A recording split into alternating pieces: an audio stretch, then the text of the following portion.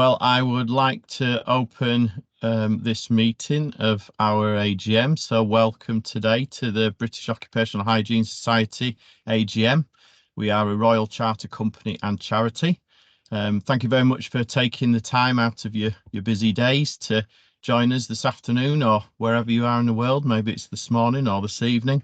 And also thank you for voting and by proxy ahead of today's meeting. So just a little bit of housekeeping, please, before we begin the fundamentals.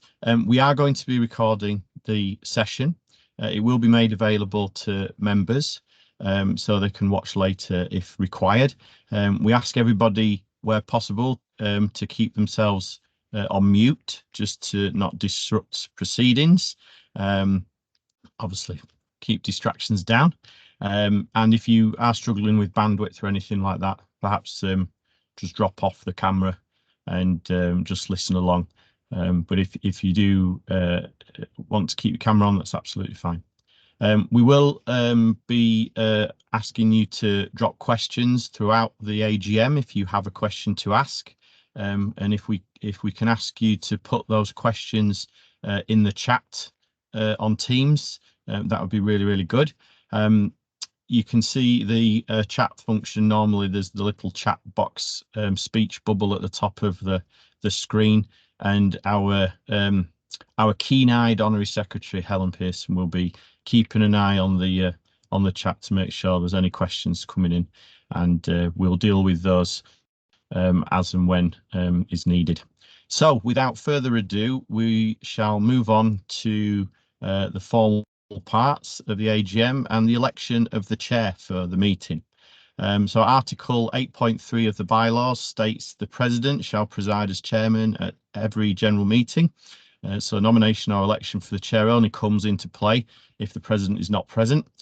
As I am present, I shall chair the meeting. So confirmation of due notice of the meeting.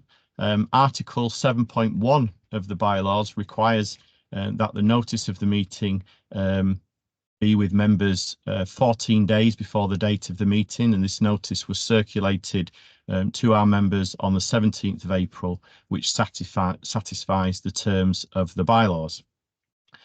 Voting and quorum, as you'll be aware, obviously you received emails. We asked eligible members to vote electronically ahead of the AGM, and these votes will contribute to this meeting quorum. The quorum of the meeting, according to Article 8.1 of the bylaws, is 3% of membership of the society at the time of the meeting who are entitled to attend and vote, i.e. excluding affiliates and international partners. The quorum number is 38, and I'm pleased to say we received 113 proxy votes, which is fantastic. So the meeting is quorate and I can proceed to business. I can see we also have 44 on the call, so that's great to see as well. So we will move to apologies. I'll ask Helen, our honorary secretary. Helen, do we have any apologies? No, thanks, Alex. We don't have any apologies for today. Okay, thank you very much, Helen. So now we come to the approval of the minutes of the previous meeting. The meeting minutes was circulated with the notice of the meeting and has been checked and approved by the board. I can confirm we haven't received any comments regarding the accuracy of the minutes. We asked members to vote for the approval of these minutes, and the results are 109 in favour, 1 against and 3 abstentions. So therefore it's clear that this motion is carried and there are no more matters arising. So we'll move on to the next agenda item and the results of our appointments process. So we asked members to vote for ratification of these appointments, and I can confirm we received 112 votes for ratification. Therefore, it's clear that the motion is carried, and I'm very pleased to announce that the following successful nomination process. Adrian Paris has received nomination to be appointed as President-elect, and Jonathan Grant has received nomination to be appointed as the Registrar of the Faculty of Asbestos Assessment and Management to serve a second term, and both nominations were unopposed, and therefore a ballot was not required. And a very big congratulations and thank you from myself and everybody on your appointments. So congratulations, both of you, Adrian and Jonathan. Obviously, as you know, we have a robust election process for when we receive more nominations than positions that are available. And for this year, we exceeded the required number of nominations for the 5 ordinary board members, 5 Faculty of Occupational Hygiene committee members, and 1 Faculty of Asbestos Assessment and Management committee member positions. This saw the highest number of nominations received and also the highest number of votes in the election, which is fantastic. Great engagement, and thank you everybody for being part of that. So we're really pleased to see that our members are engaging with this and this process, because it really does make a difference in terms of shaping the society and really moving forward. So thank you to everybody who stepped forward, to everybody who put their names forward, and for your commitment and support to the society. It is greatly appreciated. So on to the results of the election. I'm pleased to announce that as a result of the 2024 election, we welcome back Mary Cameron and Damien Eves to serve as second term on the board as ordinary board members, whilst also welcoming 3 new board members, which are Craig Hendry, Helen Taylor and Lindsay Betts. So fantastic news and welcome to the board, everybody. We only had 1 committee member position available for the Faculty of Asbestos Assessment and Management Committee, and I'm pleased to say that the hard work of Catherine Howard must have been recognised through because she was successfully re-elected to serve a second term on the committee. So well done, Catherine, there. And the Committee for the Faculty of Occupational Hygiene will also be welcoming back 2 of its committee members in Alex Hills and Pinky Batt to serve their second terms. And the committee will also see new faces in Andrea Beswick, Chris Keane and Rachel Powis. So very well done to all the appointments and reappointments. And I'm confident we are in very good hands moving forwards. So very exciting times and very excited for everybody that's involved. I can confirm we received no comments regarding the accuracy of these appointments. So we'll just move on to thanks for the retiring members of the board and the faculties. So yes, it's just a great opportunity now to express our thanks to the following members who will be leaving our board and our committees this year. They've put in an awful lot of commitment and an awful lot of contribution during their terms and the time that they've been part of these groups. So thank you to Duncan Smith, who has served on the Faculty of Occupational Hygiene Committee as a member for the past 6 years and as Deputy Registrar for 5 of those years. So Duncan's experience and insights have greatly benefited the committee and BOHS as a whole, and he's been an absolute stalwart to the Faculty of Occupational Hygiene. So thank you, Duncan. We'd also like to thank Hazel Griffiths and Sasha Crookston, who were co-opted members of the Occupational Hygiene Faculty Committee, and they will be stepping down this year. We'd also like to say thank you to Claire Forshaw and Nuala Flavin, who both served as ordinary board members for the past 3 years on the board. And last but by no means least, I'd like to say thank you to Chris Keane for your service on the board, for your service on the trio. You have been an absolute amazing member as a board member, as president-elect, president and past president. And as mentioned moments ago, you will now be using your valuable knowledge and skills to progress the profession in the Faculty of Occupational Hygiene. So I'm sure the rest of the committee will be looking forward to having you there. But yeah, another thank you for all that continuous commitment to our profession and of course the society.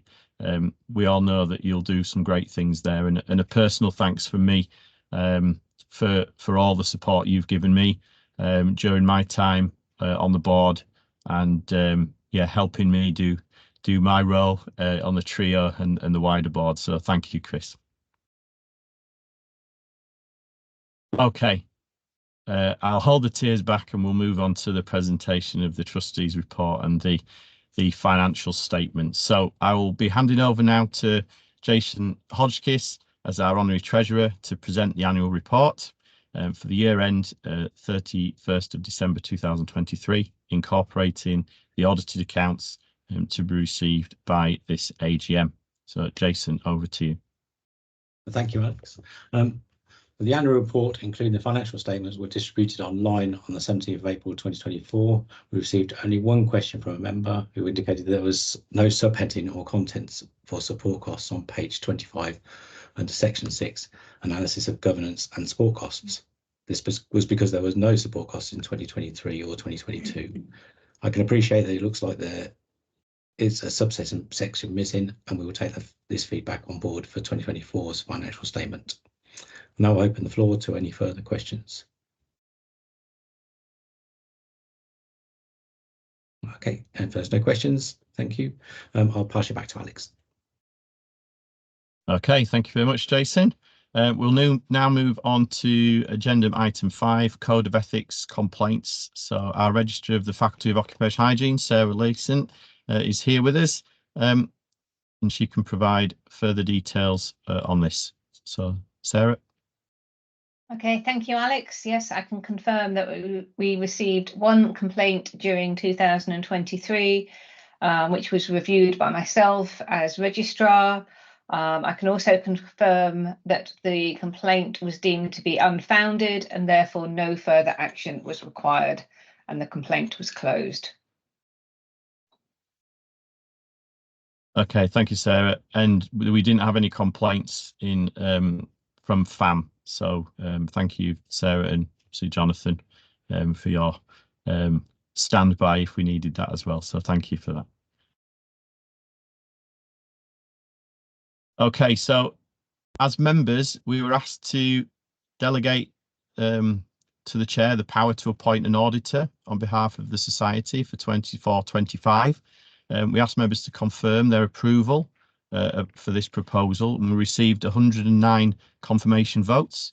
Therefore, it's clear that this motion is carried, and I can confirm that we have chosen Haynes Watts as our auditors for the year 2024-2025. Okay, so any other ordinary business? So now this is the opportunity to open up the floor for any other questions. So we'll just wait a minute or two if anybody's got any to put down. And Helen, if you can let us know about that. Any questions coming in, that would be fantastic. Thank you.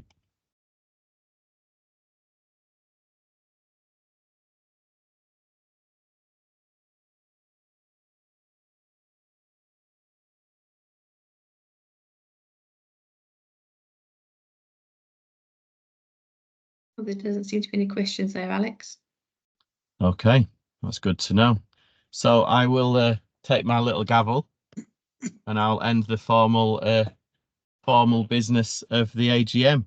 Now that we've done the formal things, it leaves me to move on to installing our new president. So I'll ask the minute taker to record the closure of the formal meeting at 15:13 or 3:13 p.m. And now I have the pleasure, although he's not with me, he's the other side of the world, of installing Parmjit Gahir as president of the BOHS for 2024-2025. So congratulations, Parm. Thank you very much, Alex. Thanks for your stoic resolve, your gritty determination, your hard work, dedication and commitment in advancing the work of the Society over the course of the last year. You've created a very tough act to follow, and one which I'm sure you'll be around to assist me in the year to come. So, as the AGM has now finished, we would like to take this opportunity to thank everybody who attended and engaged in this AGM, and we look forward to another successful year and hopefully seeing you all at the IOA conference in Dublin in a few weeks' time, beginning in June. But before we sign off, we have a short update of a year in review of the key activities and accomplishments of this past year, our 70th year as a society. Please stay and engage with this update. Here are some quick snapshots and achievements from last year as we transition into the next part of this session. So, while the slides are displaying, little time for me to say a few words as the newly appointed president of our great organisation. I'm honoured to have been elected president of the society, but before I hand over to my fellow officers for a review of our year in 2023, I would like to remark on some highlights from me of the year that's just gone by. As advisors to the all-party parliamentary group on respiratory health and active participants on the APPG on health and safety, BOHS has been able to do more to maintain awareness of issues such as effective control of respirable crystalline silica and the broader prevention agenda. I've been privileged to take on a role on that group, so ably performed by Chris Keane before me. It symbolises BOHS's growing visibility and influence over the national agenda. At a national technical level, BOHS continues to provide guidance to scientific policy. For example, there have been substantial contributions to the COVID inquiry based on the Society's award-winning work during the pandemic. When I was at the Health and Safety Executive, I saw the reality of the national challenges firsthand. It's excellent that BOHS is able to ensure that the science and practical elements are a matter of national recording and learning. Internationally, BOHS has continued to promote Breathe Freely with Canada, the United States, where I am this morning, and Ireland on track to deliver their own versions of these wonderful free materials. I'm honoured to be president of the society in a year when BOHS will support the International Occupational Hygiene Association at their conference in Dublin. Underpinning all of this is the core function of providing the opportunities, professional development and learning that our faculty members need, providing educational routes to thousands of learners a year and distributing free technical advice and guidance to thousands to access and act upon. Through all these, we hope to develop the aspiration and inspiration to promote our vision of our countries as places where workplace is not a significant cause of ill health. My fellow officers' reports underpin the quality and extent of work, and the data pulled together by the head office team highlights the quality, scale and reach of what is a comparatively small organisation. Underpinning it is the wonderful combination of an active and engaged membership with committed elected representatives and a professional and industrial team at head office, delivering across a wide range of areas, as my colleagues will outline. It has been a year of achievement which will be hard to follow, but lay the foundations for positive development in the promotion of worker health protection. Now with this, I hand back to our immediate past president, Alex Wilson, for his reflections of our year 2023. Over to you, Alex. Thanks, Pam. Yeah, it's been an absolute privilege to be president of BOHS last year in 2023 and part of this year. Amazing to be part of the 70th year of BOHS's existence, and something that I've kind of dreamt of being part of for a long time. So we have seen that there's never been as much need for protection of workplace health, more than we can see now as being a visible national issue. For the first time in decades, the government has seen occupational health in the broadest sense as a national priority. The board and the society therefore saw this 70th year not just as a time to celebrate the decades of what we've done through scientific contribution, but as a moment to really recommit to ensure better technical, scientific and public understanding of occupational hygiene and what our profession can do to make things better. My presidential theme was centred around leadership and the development of soft skills.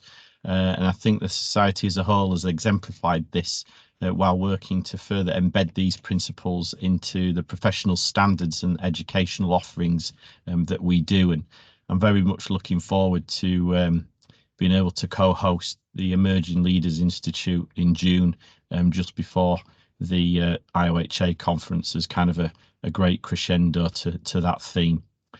BOHS has gone further than ever, than before in seeking influence on the national agenda through parliamentary lobbying, professional standards improvements, and the promotion of technical knowledge and development of our educational offerings. Our work this year also shows how much there has still to do with regards to bring us in line with the International Labour Organisation's promise for a right to have a safe and healthy working environment to all workers in the British Isles. So through IOHA, BOHS was able to contribute ideas to the ILO on their strategy for health and safety, which was fantastic. So thank you, Kevin, and others for doing that. I was able to represent and present the Society at the AIHA conference last year in Phoenix, and also the AIOH conference in Melbourne last December as well. And our relationships with these two major occupational hygiene organisations remains critical to supporting international efforts and to raise the profile of our profession. It adds real value to us as professionals, and also to support the many other international occupational hygiene associations and societies that exist throughout the world. Events outside of our control catalysed the launch at the end of the year of the BOHS's M-Series module offerings, which will benchmark to our new competency framework that was also released last year and underpin the Register of Occupational Hygiene Professionals, a new statutory role under the Regulated Professions Act of 2022. These are landmark developments for the profession and really will ensure that our qualifications will meet the UK's high professional and technical standards and are available to all of our members and to anyone else around the world who chooses these high standards.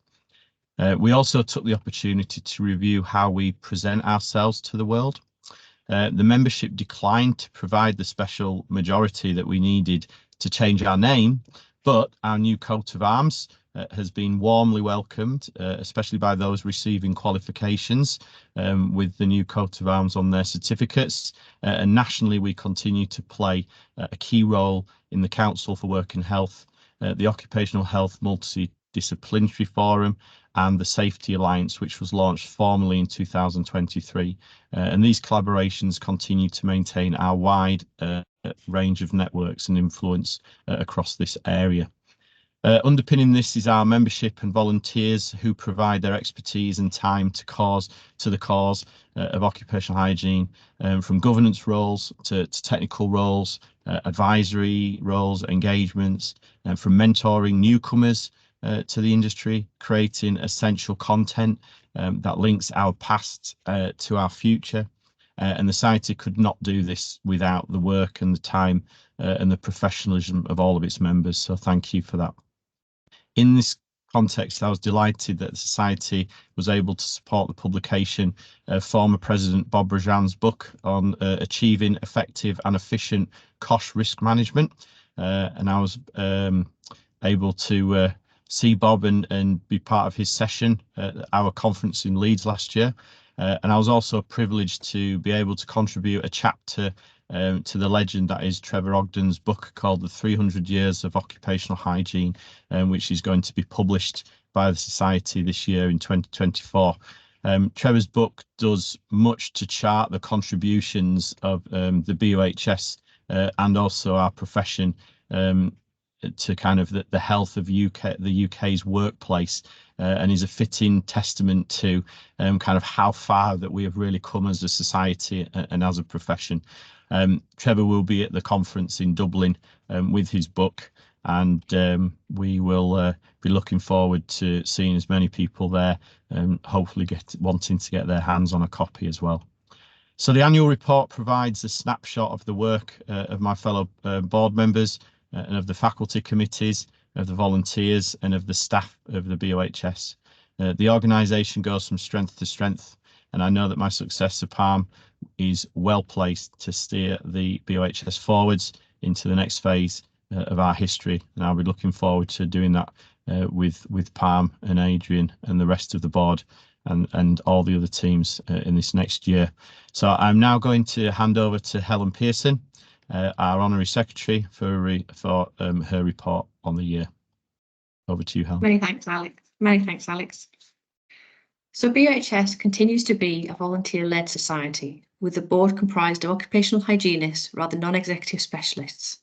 We're ably supported by the professional team at head office, ensuring that the functions of the society as a charity, a professional body and awarding body are discharged in line with relevant legal duties.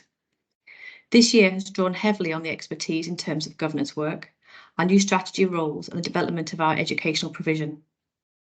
The Society supported over 5,000 people to progress educationally and professionally last year and provided countless insights into the world of workplace health protection for members and non-members alike.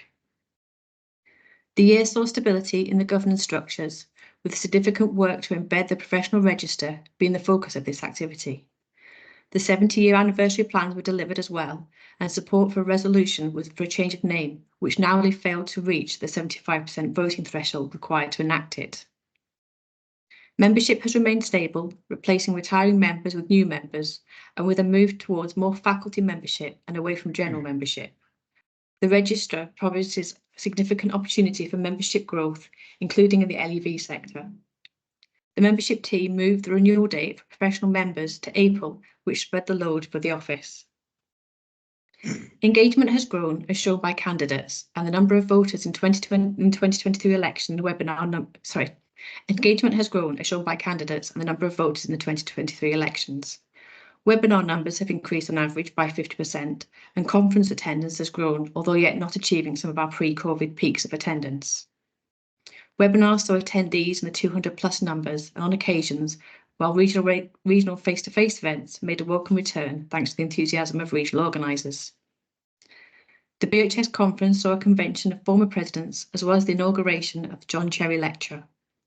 It was vibrant and diverse, with professional development sessions in high demand and more papers submitted to presentation than ever before. External organisations were well represented in attendance and presentations, as well as invaluable contributions nationally and internationally and from HSE colleagues. The conferences team also delivered excellent events for asbestos and LEV, as well as the Inhaled Particles and Nano Conference in 2023. We also supported delivery of the UK Hearing Conservation Association Conference, as well as starting the planning to deliver the International Occupational Hygiene Association Conference, which, as Paul mentioned, is in a couple of weeks in June.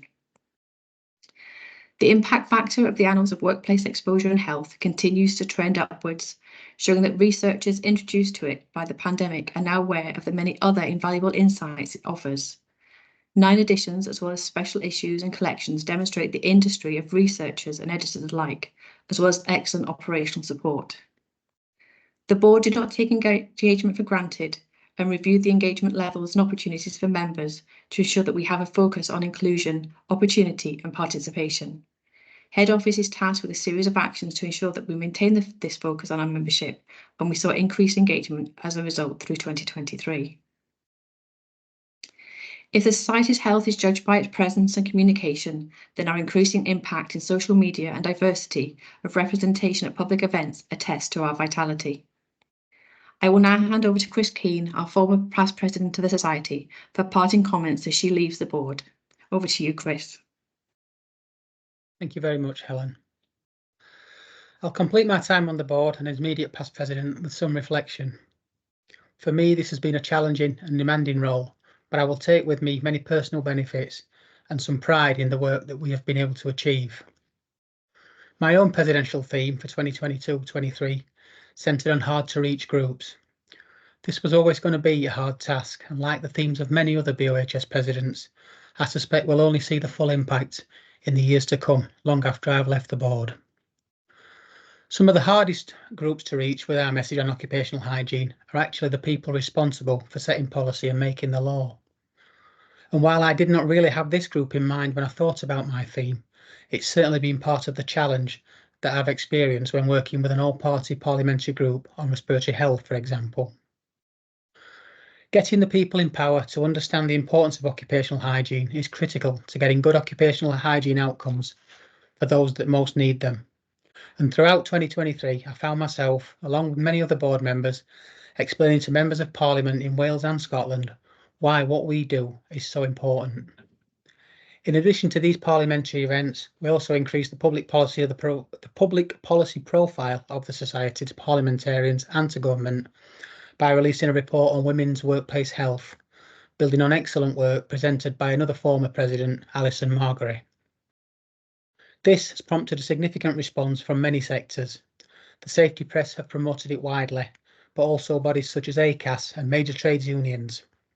The Council for Work and Health, the Safety Alliance, and the Occupational Health Multidisciplinary Forum have also distributed it and highlighted it in social media.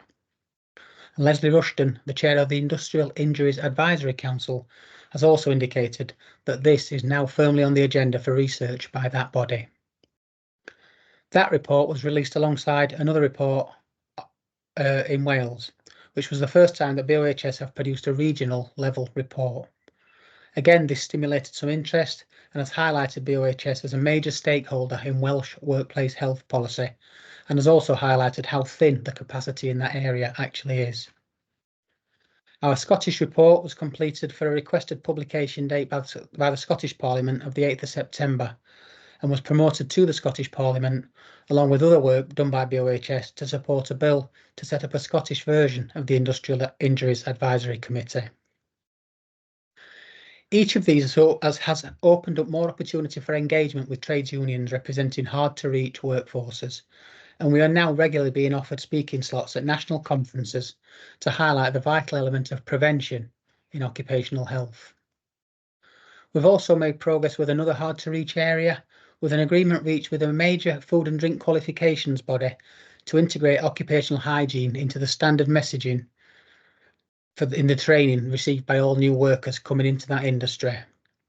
This is a small but important step which is being supported by major supermarkets through their supply chains and will impact the health positively for thousands of workers in a part of the economy which we all know is prone to major occupational hygiene risks.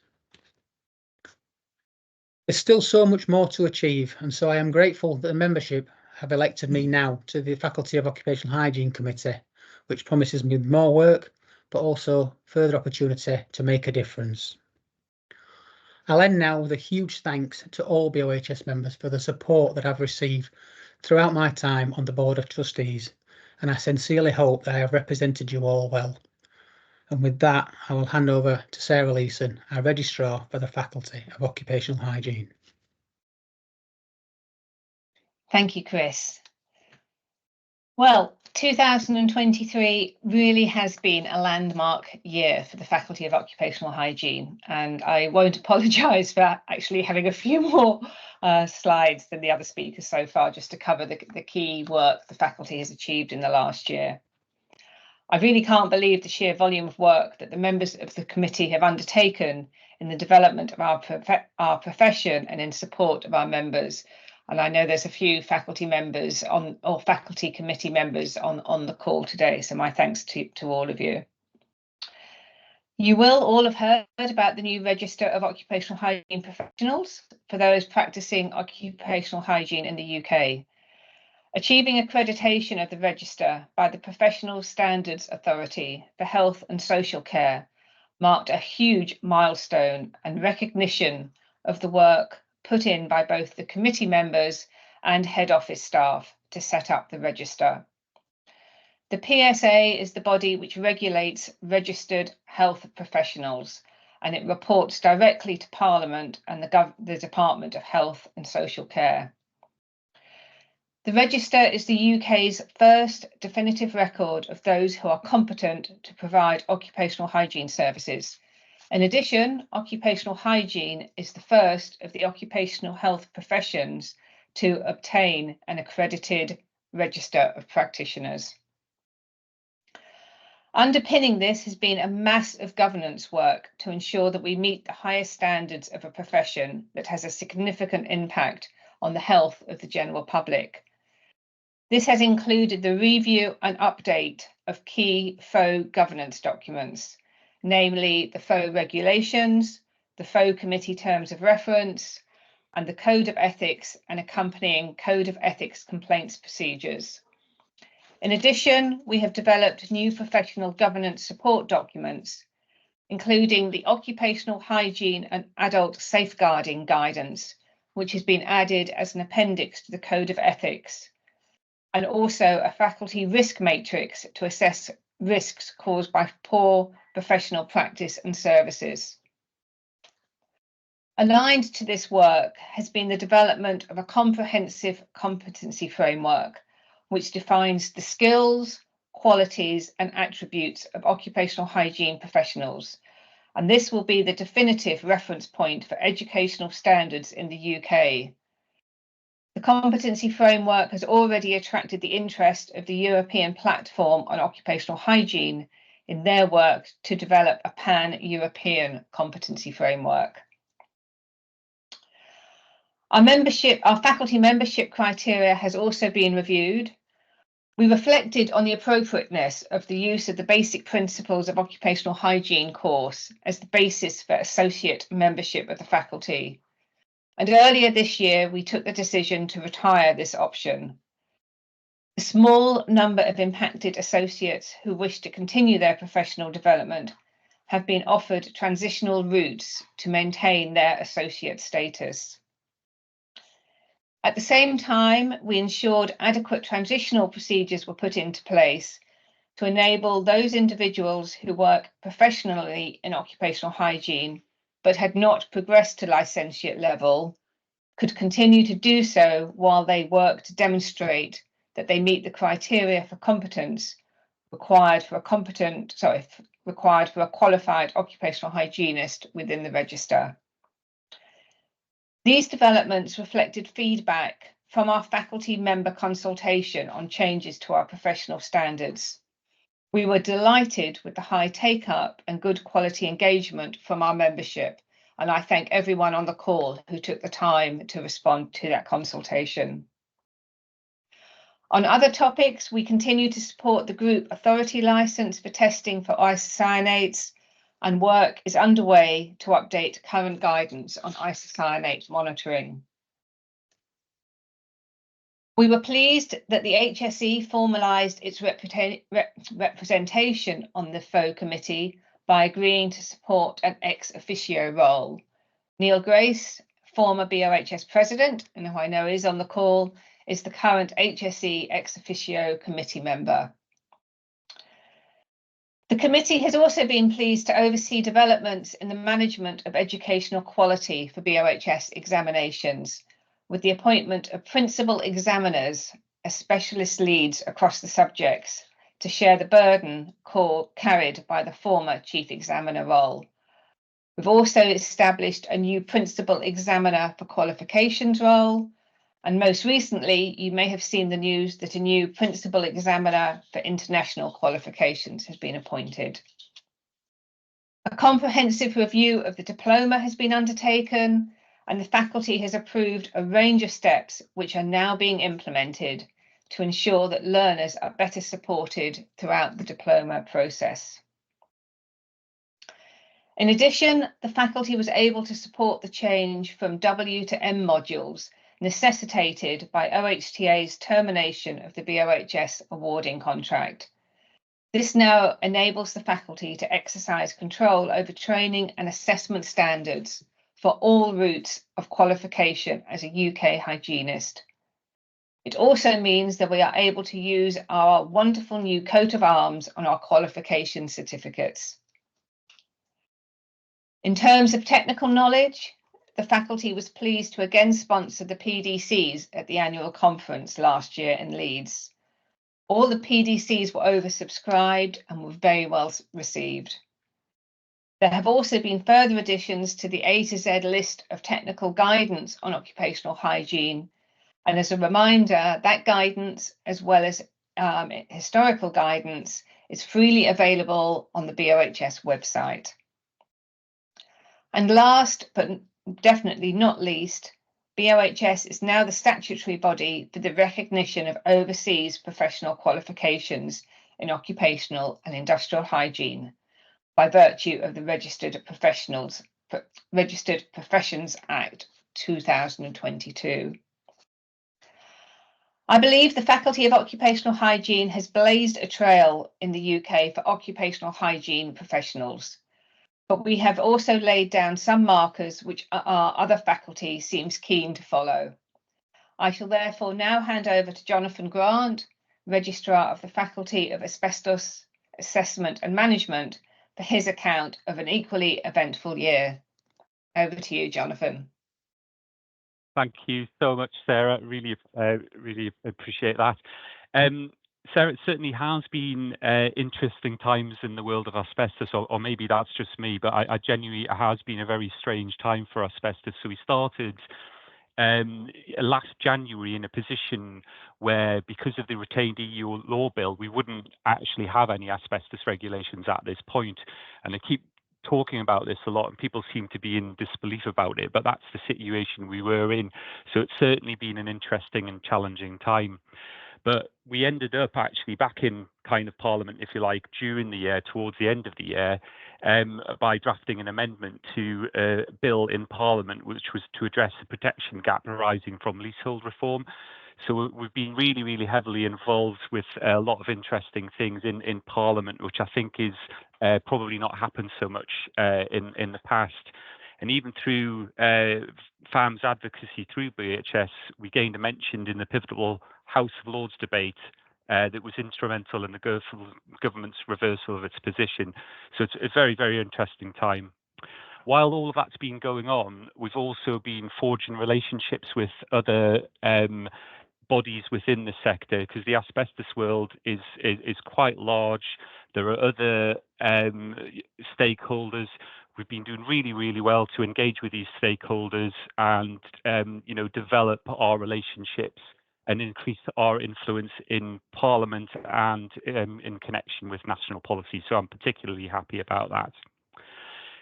Moving on from there, the FAM committee has decided to copy exactly what you've been doing in terms of a professional register. So we recognise the importance of that professional register and the competency framework that goes behind that. And it really needs to happen for the asbestos sector. So that is being currently worked on, and I appreciate there's been an absolutely huge amount of work gone into that, and I'm very excited about what we're going to be doing in FAM to politely copy what all the brilliant stuff that you've been doing there. What else has been FAM been up to? We have done some excellent joint training initiatives between analysts and surveyors. I don't want to get too much into the technical details of that, but it's just to create really improvement in the standards and the training that happens across the UK. We've also been doing some research into emerging techniques to help protect workers in the asbestos sector as well. So there's been fantastic work going on there. In addition to all of that, FAM subcommittee was involved with a recent, in 2023, data report, which looked at the state of asbestos management within the UK. There was a data report put together that actually contained 1 million lines of data, and there were some very interesting results that came out of that I don't want to go into now, but look it up, and there's further work going on that as well.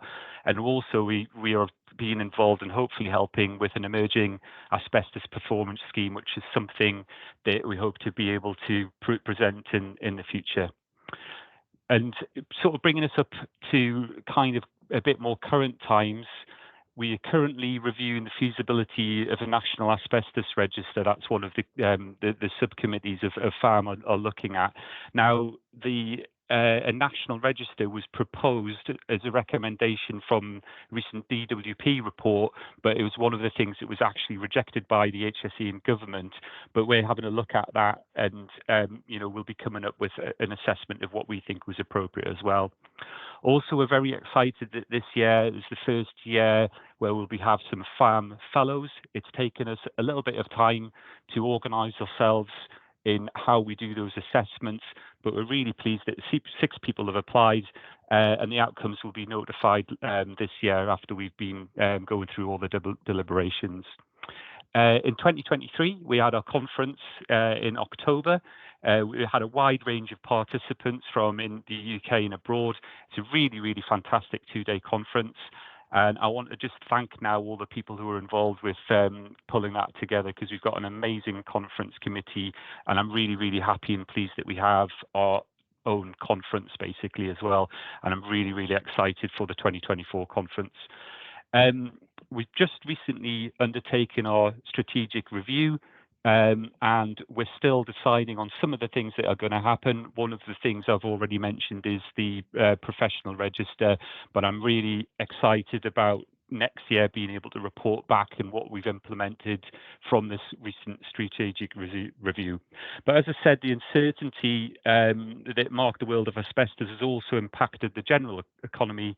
And with a review of the financial performance of the society throughout the year of business instability, I'll hand you over to our Honorary Treasurer, Jason Hodkiss. Thank you. Thank you, Jonathan. That's a good summation. So 2023 saw society continuing to be financially robust, with an income of just over 1.5 million, up 90,000, and reserves standing at 1.25 million.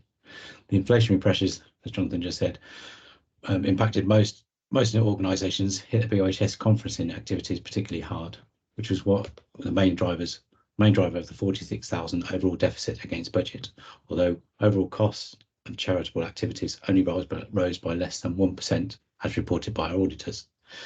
BOHS have a varied skilled staff base, and in a competitive job market, we've managed to retain all staff in 2023, albeit the team are operating in a slightly revised structure implemented from the beginning of the year. As a result of the job evaluation process, wages have been increased in line with expertise levels, resulting in a net 9% increase in the wage bill. Major changes to the IT infrastructure of qualifications were delivered within budget, using staff time and expertise. Consolidation and future-proofing our IT is critical to the managing of cybersecurity, data management, and business continuity risks. Integration of qualifications into IMIS was completed by the team and up and running by the end of 2023. This in-house development garnered the Industrial Award for IT innovations for all the staff involved. All of our historic qualification data from pre-Calibrand dates are also being imported into IMIS, with the completion of data June 24, giving BOHS access to all awarding information in one place for the first time. IT has been stable, with the shut-off of the legacy qualifications software causing some operational challenges, particularly when combined with the need to rapidly introduce the M-series modules. OHTA's notice of termination of the end of our awarding contract required some fast management, but with business continuity planning for such an event kicked in, and we were able to fully replace the W-series modules within weeks and relaunch the supporting materials by mid-February. The contract ends coincided with the 2023 year end, so no financial impact was experienced in year. Budgeting for 2024 needed to reflect the impact of the expected lower revenue from overseas qualifications income. IT licenses, intellectual property rights, and our new coat of arms add to the intangible assets of society, as well as providing operational benefits. Over an economically challenging period, the society has performed well, especially compared with the sector, and BOHS is financially secure to engage with challenges and opportunities for the future. With that in mind, I hand you back to our President for 2024, Parmjit here. Thank you very much, Jason. I'm sure you'll share my pride in our society and its achievements through 2023. I want to express my gratitude to our officers, current and outgoing board members, and current and outgoing members of the faculty committee, and to our fantastic head office team. Such achievements come as a result of hard work, professionalism, and dedication. This includes many hours of time volunteered by many members and the active support and promotion of our work by many, many more. And the figures in the annual report, which is available to download, speaks absolutely volume. So well done to members of faculty, to board, head office, and all the fantastic volunteers that make us who are what we are. So with that, having spoken enough, and with final thanks to the team that's done an amazing job to organise and put this meeting on this afternoon. Thank you to all, and I now formally draw the meeting to a close. So thank you very much all for attending. Thank you for listening and engaging, and have an all fantastic the remainder of your afternoon and day. Thank you all. Thanks, Pam. Thank you, everybody. Thanks all. Thanks everyone. you. Thanks everyone. Right. Bye. Bye. Bye Bye. bye. Bye. Take care. Bye.